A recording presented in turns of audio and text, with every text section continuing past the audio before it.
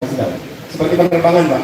Penerbangan itu unit cost-nya bukan per penumpang, tapi per penerbangan. Mau kursinya diisi 10 orang atau diisi 100 orang, cost-nya sama. Nah, ketika ada kursi longgar, berikan kepada tetangga. Apa yang terjadi? Tetangga-tetangga kami dari strata sosial ekonomi rendah, mereka bisa berkuliah di kampus.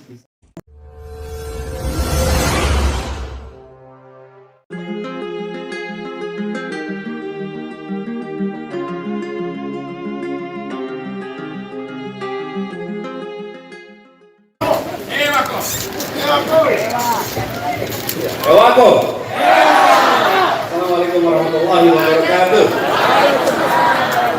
Alhamdulillahirabbil alamin. Wassalatu wassalamu ala asrofil anbiya'i wal mursalin sayyidina wa habibina wa maulana Muhammadin wa alihi wa ashabihi ajmain.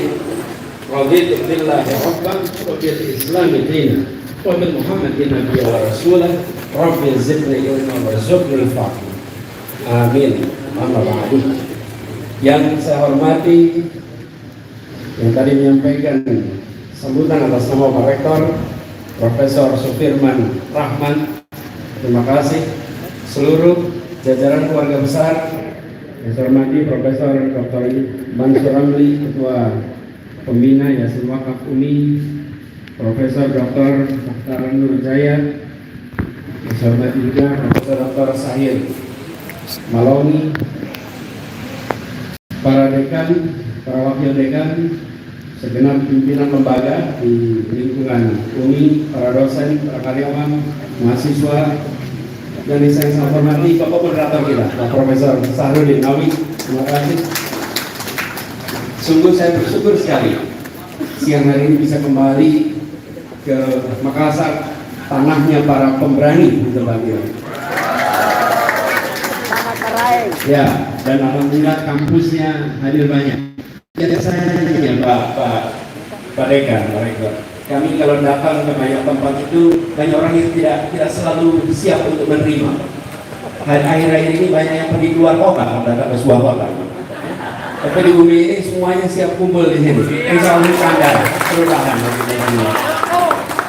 Ewako. Ya, Ewako. Jadi saya bersyukur dan menerima undangan UMI ini. UMI ini memang punya sejarah yang panjang. Ini salah satu universitas perjuangan yang didirikan oleh para pejuang. Yang ketika boleh tepuk tangan untuk UMI, karena memang sejarahnya begitu. Tokoh-tokoh pejuang yang memilih untuk mendirikan pendidikan sambil mereka berjuang di wilayah politik. Karena banyak dari mereka satu sisi anggota konstituante, tapi sisi lain juga mendirikan UMI. Jadi beberapa dari tokoh-tokoh di Makassar dulu ketika berangkat ke konstituante di Bandung, mereka bisa naik kapal sampai di Surabaya. Setelah sampai Surabaya naik kereta ke Jogja, singgah di rumah kami. Lalu nanti baru sama-sama dengan kayak kami berangkat ke Bandung konstituante. Karena itu kami sering dengar ceritanya, termasuk salah satunya adalah ayahnya Pak Kures, ya, Pak Abdurrahman Syihab. Jadi mereka anggota konstituante yang bolak-balik Jakarta, Makassar, Bandung. Nah, kami bersyukur atas undangan untuk berbagi di sini, dan tema yang disampaikan ini adalah tema pendidikan yang sebenarnya kalau saya sampaikan di sini saya menggarami air laut. Karena di sini semua ahli-ahli pendidikan semua. Tidak berada di kampus. Nah, itu judulnya. Penguatan dunia pendidikan dalam respon fenomena krisis global. Nah, tapi saya kalau boleh saya teruskan sedikit apa yang disampaikan tadi. Kebetulan CV saya dibacakan agak panjang dan jarang disebutkan PK-nya. Ini pertama kali saya terima kasih Pak Jumir. Tapi justru ini menurut saya kita perlu perhatikan. Kita sedang berada di pendidikan tinggi. Kita berada tinggi. Ada peraih hadiah Nobel bidang ekonomi, Nobel bidang ekonomi. Karena dia menguji sebuah tesis yang kemudian terbukti investasi apa di bidang pendidikan yang menghasilkan reward terbesar. Investasi pendidikan di jenjang apa yang rewardnya terbesar. Ada pendidikan prasekolah, ada pendidikan dasar, ada pendidikan menengah, ada pendidikan tinggi. Maka ditemukan bahwa pendidikan dengan reward terbesar untuk masyarakat adalah pendidikan prasekolah. Itu adalah pendidikan yang akan memberikan manfaat terbesar bagi masyarakat. Kita yang pendidikan tinggi kan seringkali merasanya ini pendidikan tinggi, bukan? Ini terbukti dan mendapatkan hadiah Nobel. Nanti Bapak Ibu boleh cek lebih jauh studi ini. Begitu banyak hal yang kita perlukan di sepanjang perjalanan hidup kita, itu dimulainya dari pendidikan prasekolah. Nah, tadi disebutkan TK, saya termasuk yang mengalami itu. Jadi saya merasakan betul pendidikan itu. Saya masuk TK 4 tahun usianya, baru masuk SD umur 7 tahun. Jadi saya 3 tahun, dan ketika 7 SD masuk SD, umur 7 tahun, tidak bisa baca tulis. Jadi selama 3 tahun TK, itu tidak belajar menulis, hanya bermain, dan bermain. Sementara kita, kadang-kadang kalau lihat anak kita masuk TK dan kemudian tidak bisa nulis, suka khawatir, nanti takutnya tidak bisa, mereka punya masa depan. Saya sering sampaikan kepada semua, pada guru TK, pada orang tua, jangan khawatir kalau anaknya di TK itu tidak bisa nulis. Saya contohnya, insya Allah bisa nulis di kemudian hari. Amin. Insya Allah bisa nulis, insya Allah bisa ngomong juga, bisa nulis juga, aman. Tapi yang saya sampaikan, kita harus lihat pendidikan ini holistik, bukan hanya satu sektor, tapi juga lengkap. Dan krisis, ini kata kunci yang sudah disebut, krisis global. Kemarin kita mengalami itu. Bapak Ibu sekalian, krisis ini bisa diartikan berbeda. Di satu sisi kita artikan sebagai masalah, tapi krisis juga bisa kita terjemahkan sebagai makna lain. Ini yang kami sering sampaikan di jajaran DKI. Ketika terjadi pandemi, disebut krisis kesehatan, krisis ekonomi, kami sampaikan pada semua, jangan pandang ini sebagai masalah, tapi krisis adalah ekuivalennya perubahan yang dipercepat. That's crisis. Krisis itu sesungguhnya adalah perubahan yang dipercepat. Di kampus ini Bapak sekalian, di kampus dan di Jakarta banyak contohnya. Banyak kampus-kampus yang mengajak dosennya menggunakan teknologi di dalam pembelajaran, sulitnya luar biasa. Tapi begitu terjadi pandemi, semua beralih ke teknologi. Mendadak semua mau belajar pemanfaatan teknologi. Dan ini sesungguhnya yang harus kita pandang dari krisis kemarin. Sistem kesehatan kita yang fokusnya pada kualitas, mendadak harus fokus pada kuantitas. Mendadak fokus kuantitas, biasanya fokus pada kualitas, mendadak harus fokus pada kuantitas, karena yang ditangani mendadak jumlahnya sangat banyak.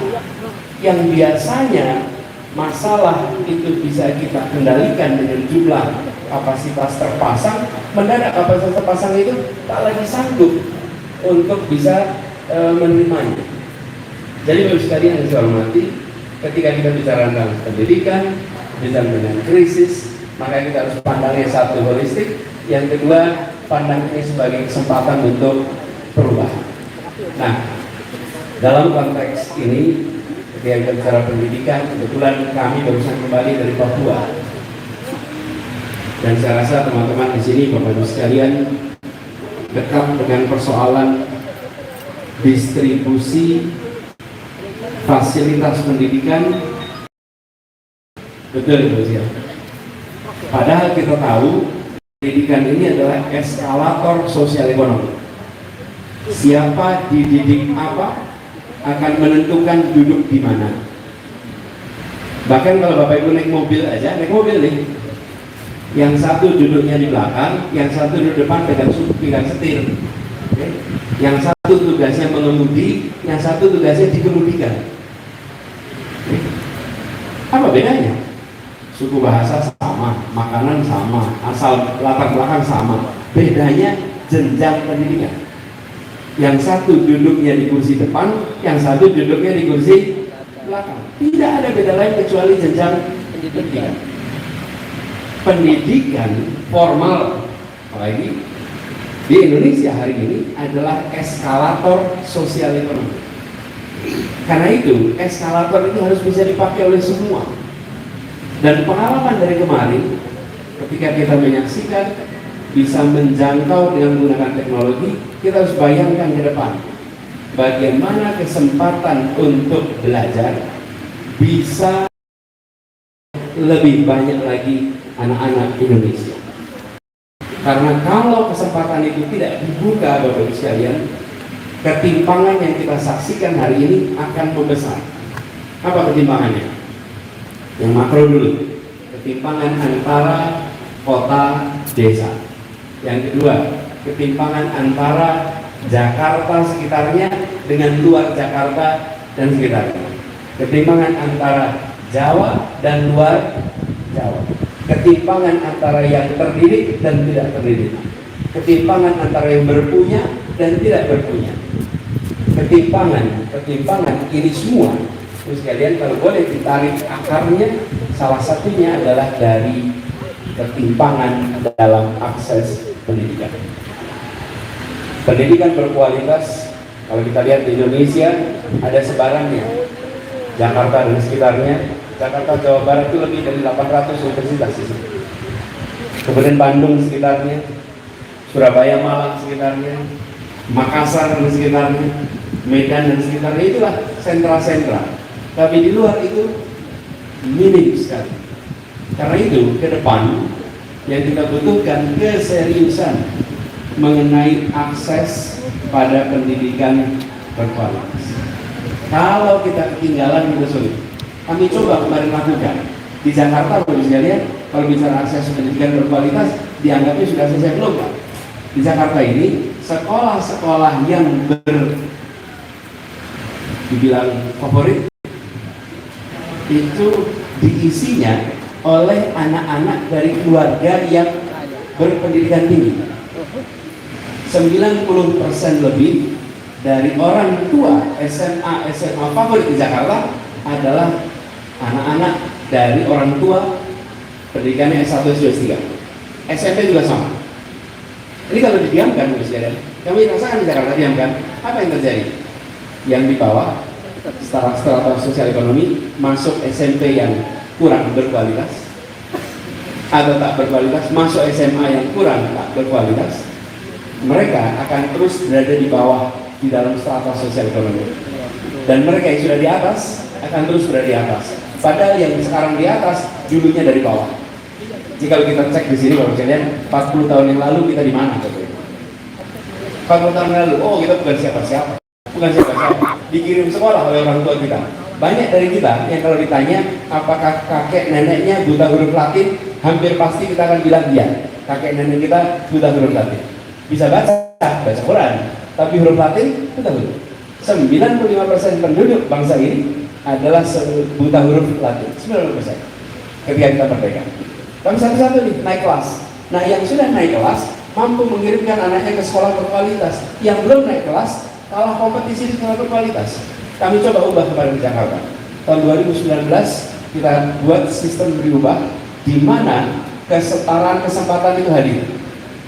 Bapak Ibu, ketika kita mengubah itu, belum pernah kami alami di Jakarta, membuat sebuah kebijakan yang diprotes keras oleh kelas menengah ke atas di Jakarta. Kelas menengah ke atas Jakarta protes keras. Bahkan kami ditelepon oleh para anggota DPR, dihubungi dengan para pemret. Kenapa? Karena kelas menengah atas di Jakarta itu mendadak kehilangan privilege-nya, bukan kesempatannya, privilege-nya. Karena mendadak 100% kursi itu setara kesempatannya. Dengan sistem baru yang kita pakai, apa yang terjadi?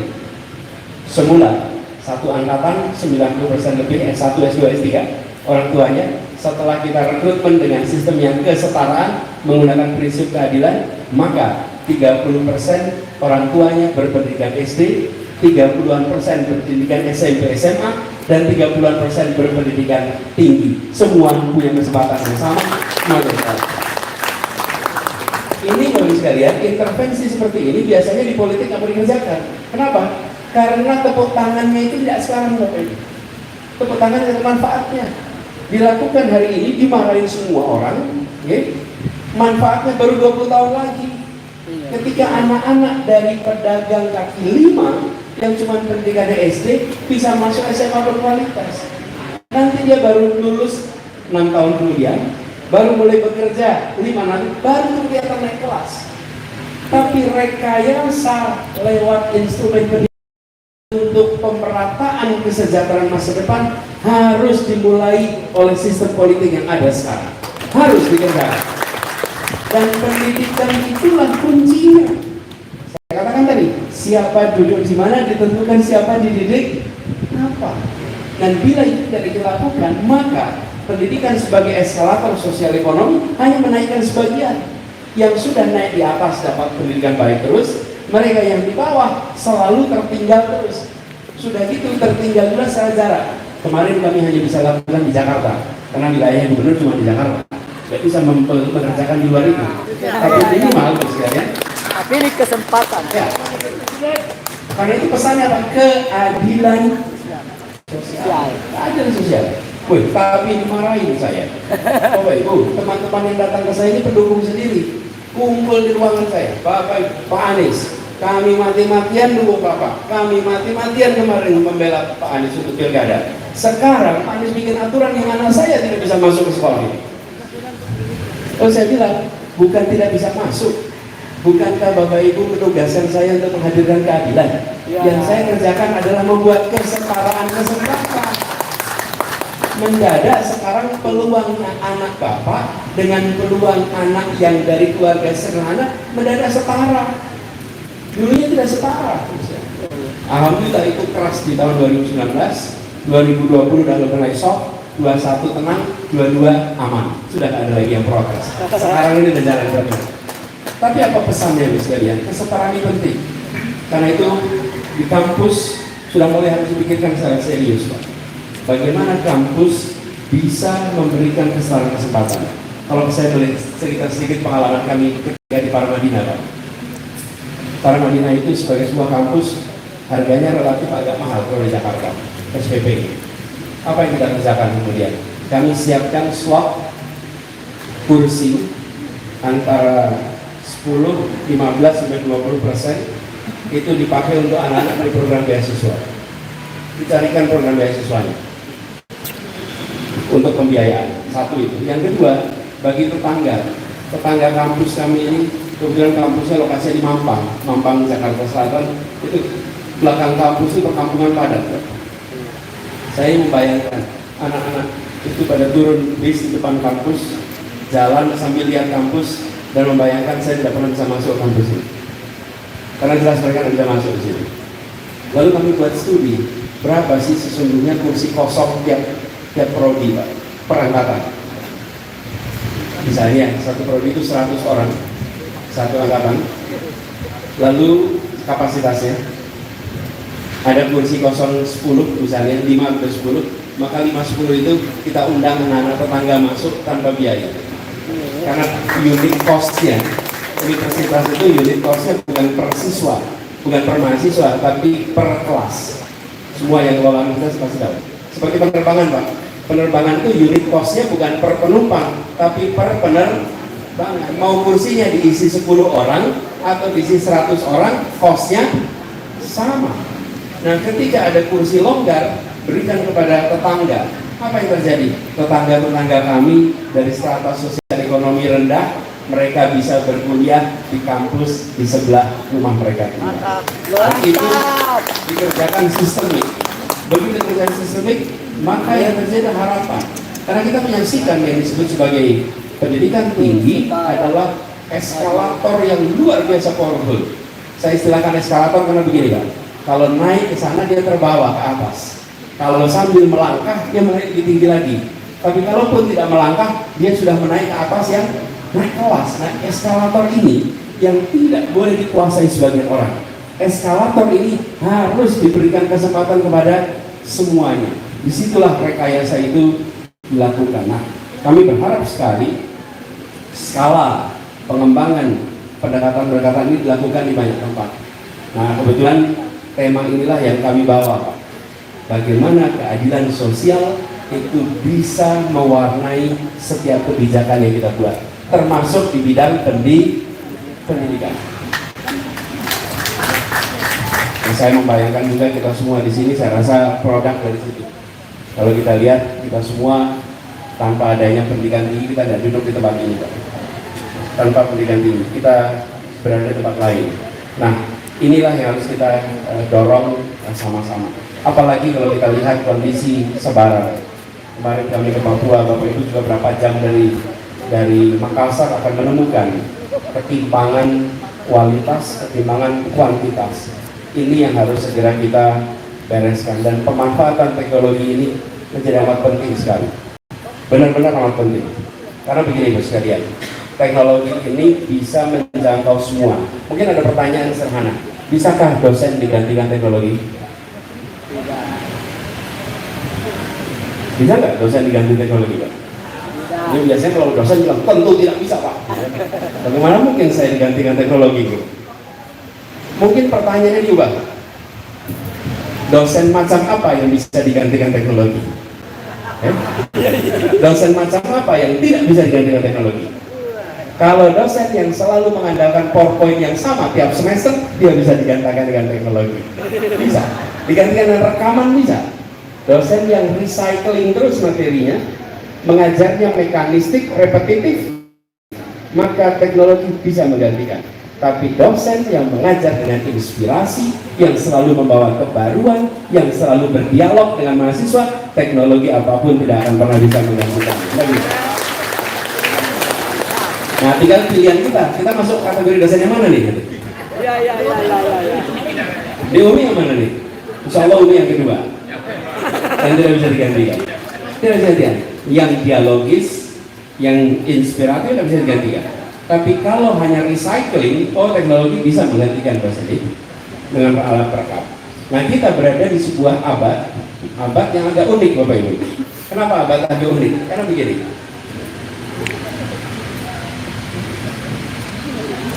Mahasiswa dan siswa adalah anak-anak abad 21. Dosen dan gurunya orang abad 20.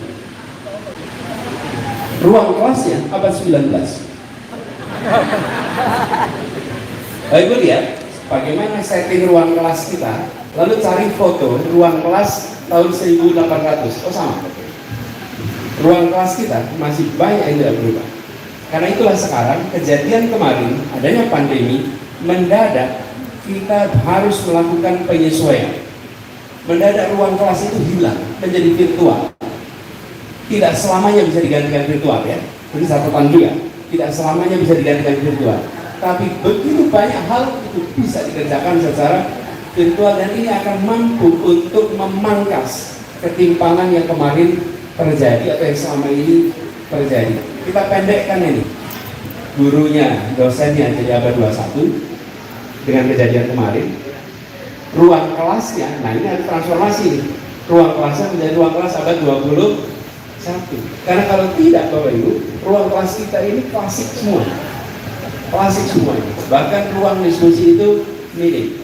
Saya ketika kuliah PhD pertama kali merasakan masuk ruang kuliah seperti masuk ke ruang meja makan, Pak. Karena di tempat dosen kami duduk hanya berlima. Mahasiswanya 5 orang.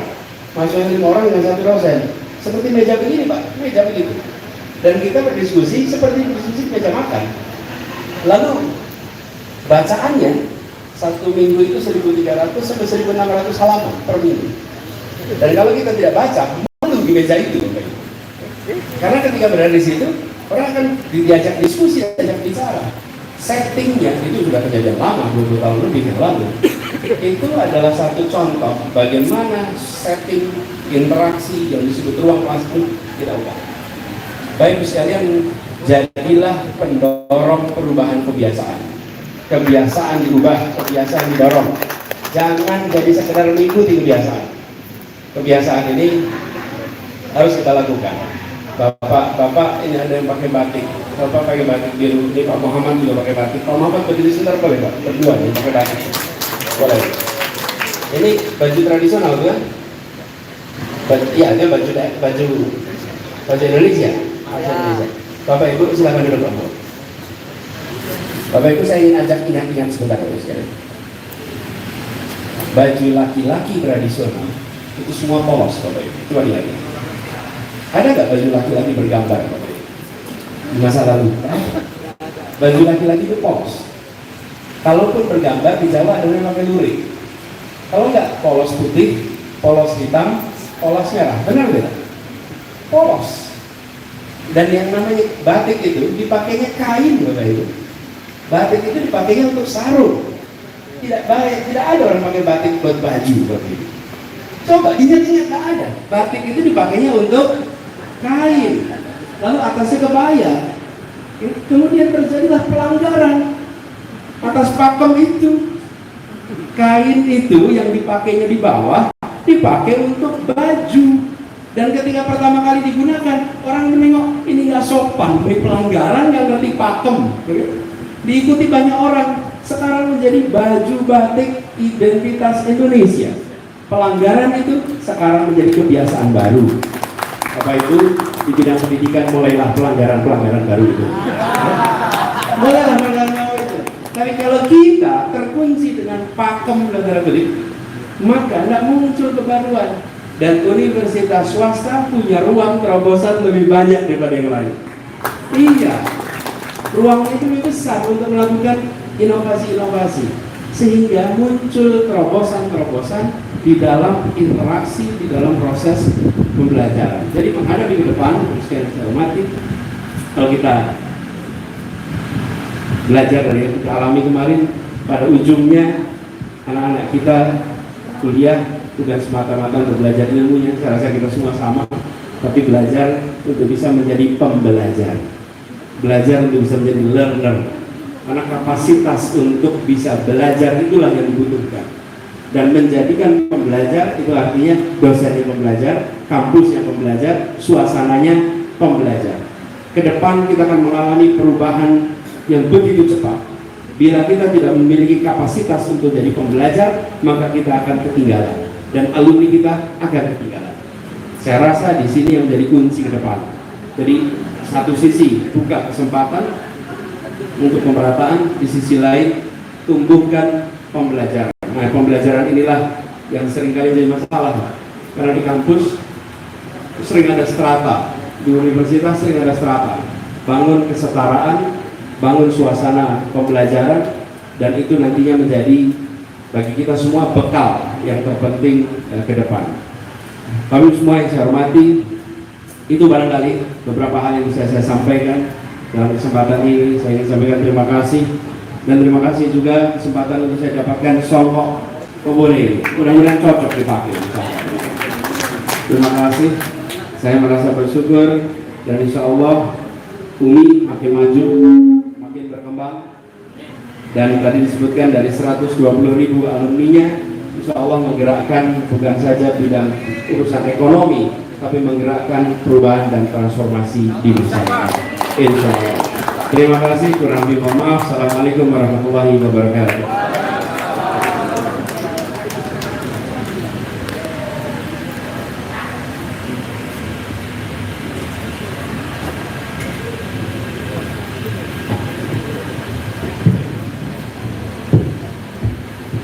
Ya, demikian tadi kuliah pakar yang disampaikan secara global, secara rinci, mendetail, yang dipaparkan oleh pakar kita, Bapak Profesor Dr. Haji Anies Rashid Baswedan. Hadirin yang kami muliakan, tampaknya waktu yang harus mengakhiri segala-galanya, sehingga pada kesempatan ini ruang untuk melakukan dialog itu sangat tidak memungkinkan, ya. Sehingga pada kesempatan ini wakili Rektor UMI, wakil Bapak Direktur Sivitas Akademika Universitas Muslim Indonesia yang menyampaikan terima kasih atas terhingga. Oh iya, beliau membuka peluang untuk ada satu orang, dan saya persilakan Bapak kandidat Dr. Tajudin Rahman, silakan di atas saja. Oh iya, silakan. Satu lagi beliau minta satu dari kaum wanita Ya, ya oke. Siapa namanya di sana? Paling belakang. Ya, Ibu Selvi. Ya, silakan. Bismillahirrahmanirrahim. Assalamualaikum warahmatullahi wabarakatuh. Bapak Profesor Dr. Anies Baswedan, Bapak Profesor Dr. Sudirman Rahman yang saya hormati, dan Bapak Moderator yang saya hormati, Sivitas Akademik yang saya hormati. Saya hanya satu saja pertanyaan. Kalau Pak Anies diberikan kesehatan dan Indonesia sehat, saya mengutip dari Prof. Sudirman yang juga diberi dari Pak Rektor. Kalau Bapak sehat dan Indonesia sehat, diberi kesempatan untuk menyehatkan Indonesia, Bapak membangun infrastruktur pendidikan atau infrastruktur fisik yang saat ini dimiliki. Yang mana Bapak? Dan mohon juga dibedakan antara infrastruktur pendidikan dengan yang sekarang dibikin orang yang sekarang berkuasa. Itu yang satu. Yang kedua, sebelum rejim ini berkuasa, mohon maaf saya ini karena ini saya tidak pernah mendengar ada cerita tentang intoleransi di Indonesia. Dan orang yang seperti Bapak kemana-mana itu masih selalu ada kesan itu. Tapi yang lain tidak. Mengapa Indonesia begini? Terima kasih. Assalamualaikum warahmatullahi wabarakatuh. Iya, terima kasih Bapak Kandidat Dr. Tajudin Rahman, mahasiswa program doktor ini Pak Prof. Anies. Yang kedua, silakan perkenalkan namanya. Assalamualaikum warahmatullahi wabarakatuh. Selamat siang Pak Anies. Perkenalkan nama saya Desi Rizkyani. Saya mahasiswa program Studi Magister Teknik Mesin Universitas Mesir Indonesia. Program studi Teknik Mesin, Desi. Pak, yang mau saya tanyakan, saya ini berasal dari suatu desa kecil di Wakatobi, Sulawesi Tenggara. Saya kalau boleh sedikit bercerita, jadi di kampung saya Pak, kalau tadi Bapak ceritakan ketimpangan yang terjadi di Jakarta saja masih terjadi hal seperti itu, apalagi di kampung saya. Di kampung saya itu Pak, kalau kita kuliah ke luar kota, kita bisa disebut kuliah kalau jurusannya itu pendidikan dan tenaga kesehatan. Jadi kalau kuliah teknik, kuliah yang lain itu dianggap tidak berkuliah. Jadi yang mau saya tanyakan Pak, iya betul, itu satu tradisi yang terjadi di sana Pak. Jadi kita kalau dianggap kerja pun kalau bukan PNS itu nggak kerja sebutnya di sana gitu. Jadi menurut Bapak kaitannya dengan pendidikan, dengan dunia pendidikan Pak, bagaimana kita bisa menceritakan peluang yang besar selain dunia yang dikenal oleh orang-orang di daerah saya tadi pendidikan dan kesehatan, bagaimana cara kita memberikan dan bisa memberitahukan bahwa peluang di luar dari Wakatobi itu sebenarnya banyak dan luas gitu. Terima kasih Bapak. Iya, baik, ada dua pembicara, Bapak Anies. Yang pertama tadi Tajudin Rahman, mahasiswa program doktor ilmu hukum, dan yang kedua adalah Desi, mahasiswa magister sipil, ya, mesin, ya. Dan saya persilakan Pak Prof untuk diberi penjelasan. Terima kasih.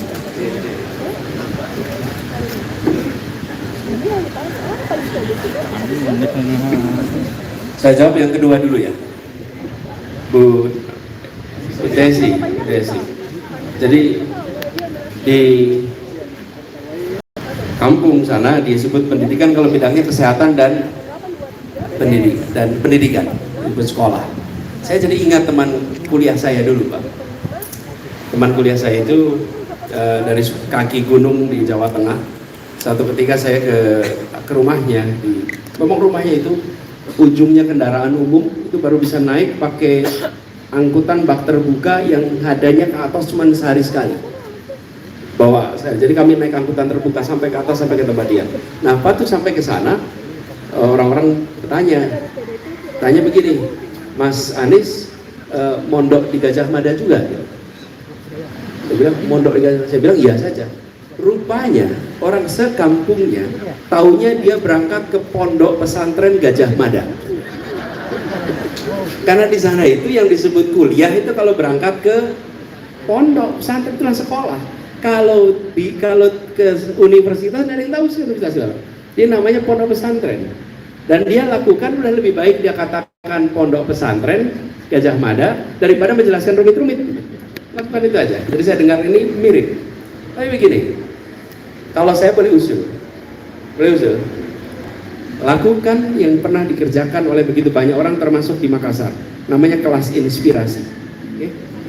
Anda ajak, nanti Anda silakan Google, Desi, namanya kelas inspirasi. Anda Google aja kelas inspirasi, di Makassar ada relawan-relawannya. Kumpulkan mereka adalah orang-orang yang profesinya bermacam-macam, lalu beramai-ramai datang ke sekolah menceritakan profesinya. Lalu dia membukakan wawasan anak-anak kita. Jadi kita ini hanya punya mimpi yang kita ketahui. Ingat-ingat ya kalimatnya. Kita hanya punya mimpi yang kita ketahui. Kalau kita tidak tahu ada sebuah profesi, maka tidak mungkin kita bermimpi profesi itu. Tidak mungkin. Mimpi itu fungsi dari pengetahuan. Tidak ada mimpi yang tidak fungsi pengetahuan. Nah, anak-anak kita diekspos dengan mimpi itu. Ajak saja anak-anak kelas inspirasi datang di kampung Anda, ceritakan itu, nanti akan mereka melihat. Paling gampang begini, yang bikin HP siapa ya? Oke, nanti yang bikin TV siapa ya? Yang membuat rumah ini siapa ya? Yang buat kipas angin siapa ya? Itu tunjukkan saja siapa yang membuat itu semua. Sehingga nanti ada pelan-pelan. Ini pelan-pelan, gak usah cepat-cepat, tapi yang penting anaknya. Anaknya biar punya mimpi. Kalau orang tuanya perubahannya nanti perlu waktu.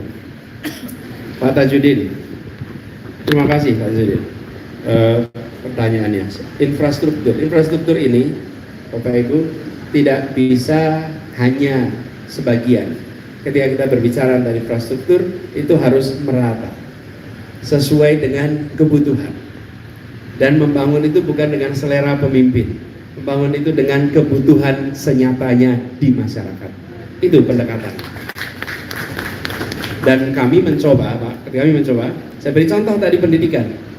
Kalau mengandalkan kepada kerepotan politik, lebih baik gak usah dilakukan tuh reform pendidikan yang kita kerjakan di Jakarta, Pak. Ongkosnya mahal, Pak. Ongkos politiknya mahal. Kenapa? Karena diprotesnya oleh orang-orang yang bersama kita. Dan kita harus menjelaskan argumennya.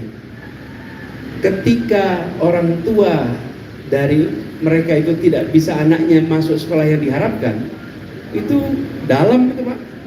Tapi kita sampaikan untuk keadilan. Jadi maksud saya, ambil keputusan berdasarkan kebutuhan. Lalu soal Bapak Ibu, kalau boleh saya sampaikan terkait tema toleransi, intoleransi. Kita dorong tema keadilan, Pak. Bukan tema sekedar toleransi. Kalau kita menghadirkan keadilan, maka di situ ada toleransi. Pasti. Dan dari keadilan muncul perasaan persatuan. Muncul perasaan kebersamaan. Tidak ada persatuan dalam ketimpangan. Kalau Bapak Ibu boleh ada contohnya, saya pengen lihat Bapak Ibu. Persatuan dalam ketimpangan, persatuan dalam ketidakadilan. Saya pengen lihat itu. Kalau ada contohnya, tidak ada. Yang namanya persatuan, saling menghormati, saling menghargai, itu pondasinya adalah rasa keadilan. Rasa keadilan. Begitu rasa keadilan itu terganggu, maka munculnya bermacam-macam. Nah, kita harus ikhtiarkan secara serius itu dengan rasa keadilan. Yang kedua, para pemegang mikrofon yang kedengaran suaranya kemana-mana, itu harus menjaga komunikasinya untuk bisa mengelola perbedaan sehingga dia tidak mengarah kepada friksi, konflik, apalagi perpecahan. Harus pegang itu. Ada 4 level, Pak. Tadi satu nih. Kemudian muncul ada perbedaan, di situ namanya polarisasi. Dari polarisasi kalau dibiarkan menjadi friksi. Kalau friksi dibiarkan dia menjadi konflik. Kalau konflik dibiarkan dia menjadi perpecahan. Jadi ada fasenya. Bersatu, polarisasi, friksi, konflik, pecah. Nah, kita juga jangan cepat-cepat ada polarisasi bilang pecah. Bukan, ini polarisasi. Kita juga jangan setiap kali ada polarisasi mau terjadi perpecahan. Tidak, terjadi polarisasi. Dan kalau polarisasi dibiarkan jadi friksi, konflik, baru pecah. Nah, saya ingin usul pada kita di akademik ini, jangan dipendekkan Pak antara polarisasi dengan pecah. Karena sesungguhnya jaraknya itu panjang. Dari polarisasi jadi friksi, jadi konflik, jadi pecah. Nah, kami melihat tugas pemimpin-pemimpin adalah menjaga bagaimana polarisasi itu menjadi sehat. Saya ulang nih, polarisasi itu tidak masalah, tapi harus menjadi sehat. Sehat. Coba bayangkan, ada kampus UNI, ada kampus lain di sini, bukan? Kan itu polarisasi, bukan? Tapi menjadi suasana yang sehat, bukan menjadi negatif. Lawan debat, kita kalau ada lawan debat pusing, jangan. Lawan debat itu teman berpikir, itulah sahabat kita yang sesungguhnya. Jadi jangan khawatir. Main sepak bola sendirian kurang seru, Pak. Coba aja Bapak, kalau tadi malam Brazil lawan Brazil, nggak menarik Pak. Ya Brazil lawan Kroasia, walaupun Brazil sayang kalah. Saya termasuk yang berduka kalah tadi malam. Tapi pertandingan itu dua. Nah di situ terjadi polarisasi. Orang yang biasanya bersama-sama mendadak masuk dengan seragam berbeda. Itu polarisasi. Dikelola dia tidak menjadi friksi. Tapi polarisasi itu normal, biasa terjadi. Hanya pemimpin-pemimpin harus mengendalikan. Nah, yang sering terjadi selama ini adalah dibiarkan itu, sehingga dia menjadi liar, dia menjadi tak terarah, dia menjadi sesuatu yang tanpa ada batas. Kehebatan bangsa Indonesia dibandingkan bangsa lain selama ini adalah kemampuan mengetahui ambang batas di mana sebuah perbedaan tidak boleh diteruskan. Kalau ambang batas itu dilewati, pecah, rusak. Keluarga paling gampang, suami istri ada perbedaan, oh suami dan istri tahu persis kata-kata apa yang tidak boleh keluar. Semarah apapun, kata-kata apa yang tidak boleh keluar, betul tidak? Kalau sampai kata itu keluar, sakitnya bisa panjang. Kakak adik berbeda pandangan, sama terjadi. Tapi kakak dan adik saling tahu ada kata-kata kalimat yang tidak boleh keluar. Kalau itu keluar, rusak. Nah, batas ini harus dibuat oleh pemimpin. Dan pemimpin harus punya contoh. Jangan pemimpin justru mencontohkan untuk berkonflik, berseteru, ya repot. Nggak boleh. Justru kita harus mempersatukan. Kebetulan saya di Jakarta cukup banyak dapat itu Pak, rame-rame itu Pak. Tapi saya sampaikan, tidak perlu ditanggapi. Karena kata-kata dijawab dengan kata-kata tidak ada artinya. Biarkan pernyataan-pernyataan itu dijawab dengan kenyataan-kenyataan. Karena kenyataan-kenyataan itu jauh lebih solid, efektif. Dan kalau kita jaga itu, maka suasana menjadi tenang terus. Di Jakarta, saya usul, Bapak-Bapak boleh Google, boleh nanti, atau enggak saya kirimkan nanti Bapak Asar. Ada sebuah penelitian yang dilakukan oleh Nanyang Technological University. Bertanya begini, apakah di Jakarta terjadi polarisasi atau terjadi kohesivitas? Okay. Dan temuan dari riset itu, dengan sampel 12.000 orang di Jakarta, yang terjadi di Jakarta adalah kohesivitas sosial, bukan polarisasi. Sosial media polarisasi, masyarakat kohesif. Dan disitulah letak kerja kita. Kita bekerja di masyarakat untuk menjaga kohesivitas masyarakat dengan cara menghadirkan rasa keadilan. Islam, Kristen, Katolik, Hindu, Buddha, semua kesempatannya sama. SD, SMP, SMA kesempatannya sama. Jadi kesetaraan itu semua sektor. Nah itu yang kita coba kerjakan. Yang meneliti sebetulnya orang asli dari Makassar Pak. Namanya Sulfikar Amin. Dia mudanya kalau tidak salah di Makassar, tapi sekarang dia menjadi profesor di Nanyang Technological University. Dia orang Bugis kalau tidak salah, dari Makassar sini. Dan ini yang sekarang dia profesor sana, studi dia pantas untuk Bapak Ibu baca. Saya akan rekomendasikan untuk membaca.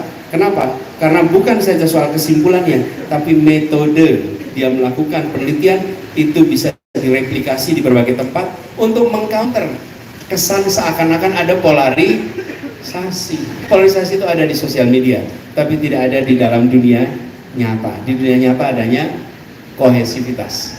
Jadi kita tidak terbawa oleh persepsi yang muncul di sosial media. Karena sosial media itu masalah berulang Pak.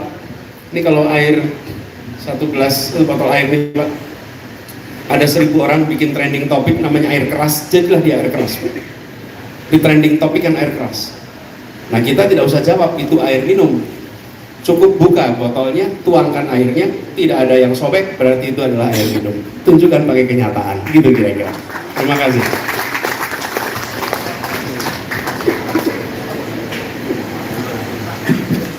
Iya, demikian tadi jawaban dari Bapak Profesor Anies sebagai tamu pakar kita. Dan saya sebagai moderator akan menarik kesimpulan dalam forum kita pada hari ini. Kesimpulan pertama,